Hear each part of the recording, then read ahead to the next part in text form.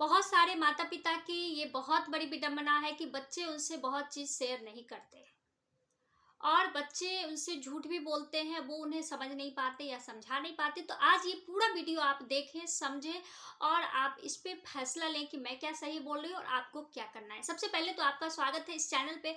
और आज ये बस बच्चों की बातें हो रही हैं, तो बच्चे की बातें मैं इसलिए कर रही हूँ कि मैंने एक पेरेंट्स मीटिंग में ये सभी चीज़ों को ऑब्जर्व किया। क्या बच्चे क्यों नहीं सुनते हैं माता पिता की बात, या बच्चे ऐसे क्यों करते हैं, कभी झूठ बोलते हैं, या बहुत सारी ऐसी बातें होती है कि उन्हें पेरेंट्स मीटिंग में जाके पता चलता है कि उनके बच्चे ने ये किया है और वो शॉक हो जाते हैं।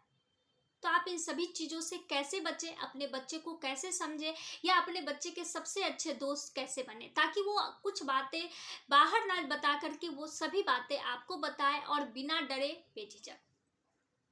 तो मैं सबसे पहले आपसे ये पूछती हूँ, ऐसा कोई बच्चा नहीं होगा जो घर आते समय, जैसे बच्चे स्कूल से घर आते हैं, बहुत बच्चे बस से आते हैं या माता पिता जाते हैं, पेरेंट्स जो भी हैं उनके, वो जाते बस स्टॉप से बच्चे को लाने। उस समय भी बच्चे बहुत सारी बातें बोलते हैं, लेकिन हम पेरेंट्स क्या करते हैं, उन्हें चुप करा देते हैं। चुप रहो, लोग क्या कहेंगे, लोग क्या सुनेंगे। आप लोगों की परवाह तो कर रहे हो, अपने बच्चे की परवाह कब करोगे? ये गलती अगर आप लोग कर रहे हो तो प्लीज मैं रिक्वेस्ट करती हूँ, आपके ही बच्चे हैं पर फिर भी मैं रिक्वेस्ट करती हूँ कि ये गलती बिल्कुल ना करें। उस समय हमारे पास टाइम होता है, हम बच्चे के भले बैग भारी होते हैं या जो भी होता है, हम अपने बच्चे को ले करके घर आ रहे होते हैं ना, उस समय तो और कुछ भी नहीं होता है। तो उस समय हमें अपने बच्चे की बातों को सुन लेना चाहिए, क्योंकि बच्चे को उस समय पूरी बातें याद होती है। वो सोचते हैं कि घर जाकर अपने पेरेंट्स को बताएंगे, अपनी मम्मा को बताएंगे, पापा को बताएंगे, या दादा दादी जो भी उनको लाने जाते हैं उन्हें बताएंगे, कोई भी हो। अगर वो किसी को नहीं बता रहे, घर आकर के सीधे अपनी मम्मी को बता रही, या मम्मी लाने जा रही है और मम्मी को बता रहे, तो मम्मी का ये फर्ज बनता है कि इस चीज़ों को आपको बहुत अच्छे तरीके से सुनना चाहिए।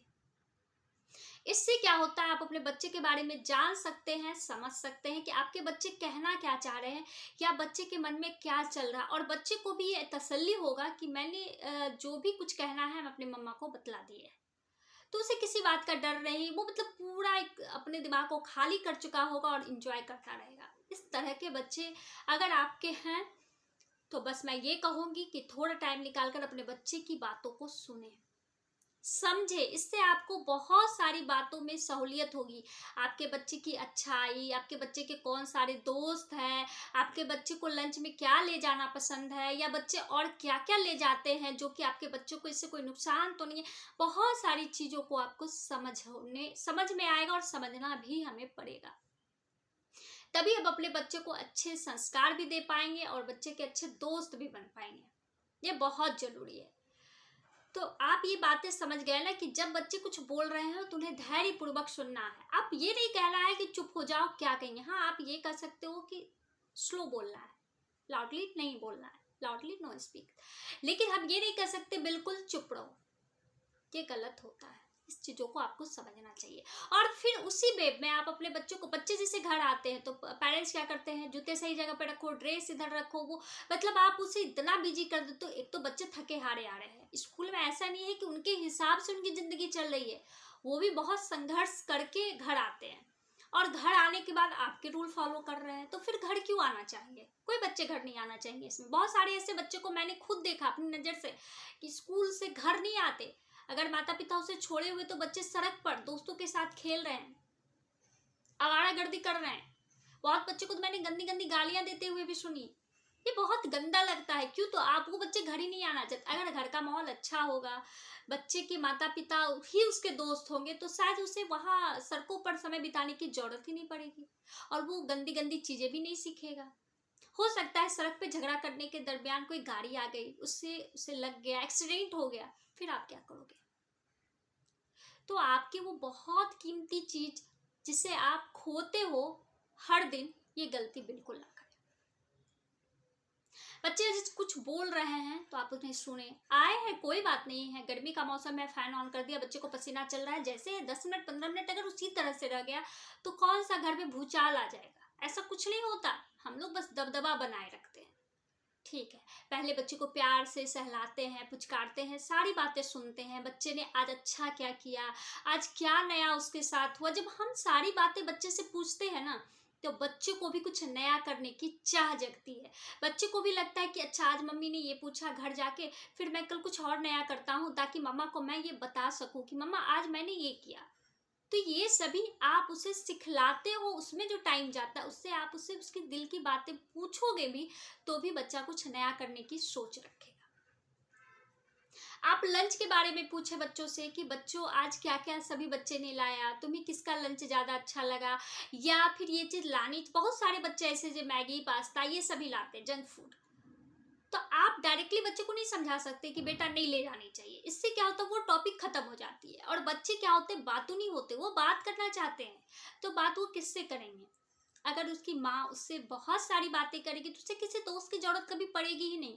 और इससे आपके बच्चे ही आपके बने रहेंगे। जिस बात का हमें डर होता है ना कि बच्चे हमसे दूर होते हैं, बच्चे अपने दोस्तों से सारे बात शेयर करते हैं, या हमारे घर के कुछ मेंबर्स होते हैं उससे शेयर करते, लेकिन हमसे नहीं करते, तो रीजन क्या है ये आप समझ रहे हो ना, क्यों नहीं करते।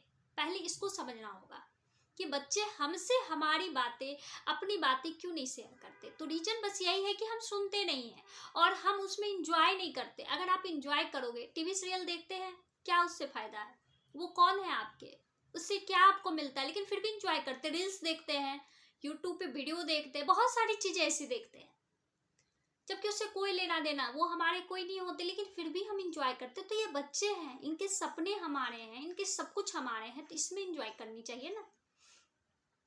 तो इससे आपको पता चलेगा कि आपके बच्चे क्या लंच ले जाना चाहते हैं, या आप उसी समय उस बच्चे को ये समझा सकते हैं कि जंक फूड खाने से क्या क्या होता है या नहीं ले जाना चाहिए। या बच्चे जिद कर रहे हैं तो आप एक दिन उसे दे करके समझा कर, मतलब उस पर डिस्कस करें, प्यार से समझाए, बोले, और फिर दोस्त बन जाए उनके।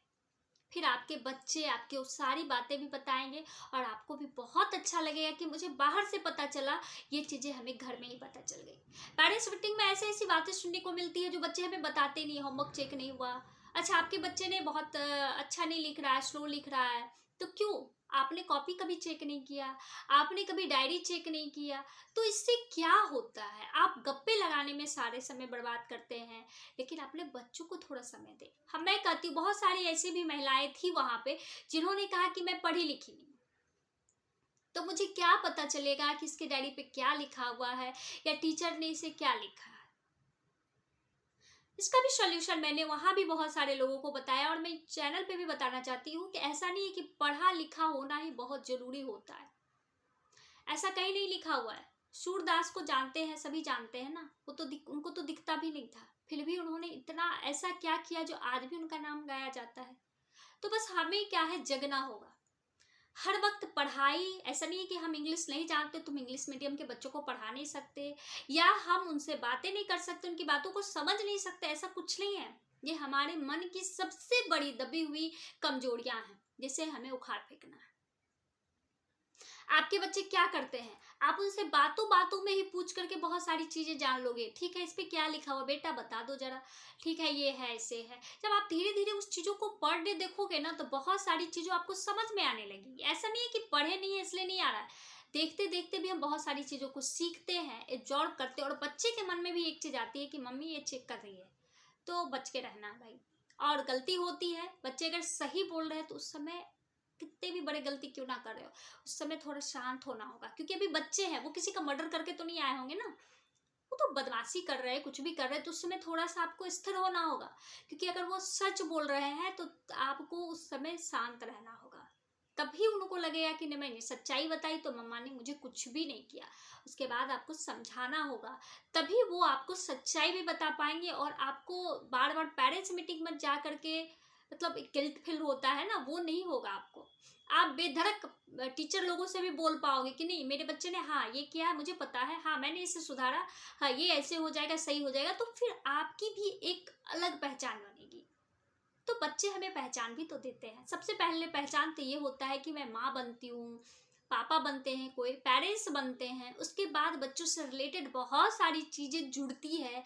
लोग नए नए जगहों पे जाते हैं, नई नई चीज़ें बच्चे सीखते हैं। उसके बाद बहुत सारी ऐसी चीज़ क्रिएटिव चीज़ें होती हैं स्कूल में, जो बच्चे सीखते हैं, करते हैं, अगर आप भी उसमें सहभागी बन रहे हैं तो आपको भी बहुत सारी चीज़ें सीखने को भी मिलेगा। और सबसे बड़ी बात, हमें एक अच्छे सुकून मिलता है, क्योंकि बचपन में बहुत सारी चीज़ें लोग जिए नहीं होते, चाहत तो बहुत होती है, कुछ चीज़ें छूट जाती है। तो इस समय है एक बार और बचपन को जी लेने का और अपने सपने को फिर से उड़ान देने का और अपनी ख्वाहिशों को फिर से पूरा करने का। तो आप सभी बातों को समझ रहे हैं, अगर आप ऐसा करेंगे तो आप खुद देखेंगे कि बच्चे में कितने बदलाव हैं, आप भी कितने सुकून पूर्वक रह रहे हैं और आपके बच्चे बहुत अच्छा करेंगे। क्योंकि कोई भी बच्चा खराब नहीं होता है, कोई भी बच्चा गलत होता नहीं है, हम उसे गलत बना देते हैं, हमारी कुछ लापरवाहियां उसे गलत बना देती है। तो आज आप इस सभी चीज़ों को समझें। अच्छा लगता है तो प्लीज़ लाइक करें, जिनको भी इस वीडियो की ज़रूरत है उन्हें शेयर करें, और जो भी मेरे इस चैनल पर न्यू है वो सब्सक्राइब करें। Thank you very much.